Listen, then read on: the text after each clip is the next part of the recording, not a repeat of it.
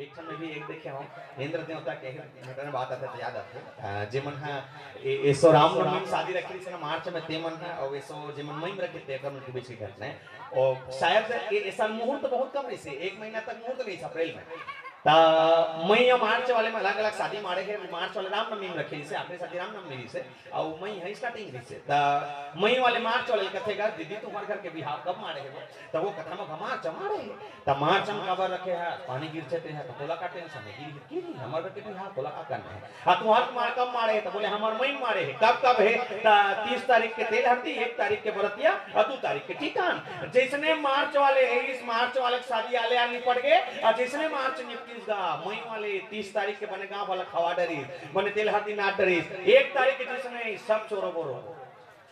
सब चोरो बोरो घर वाले इस मार्च वाले कथे बन लगा दीदी कथे काला बने लगा बड़ते नहीं निकला खा लेते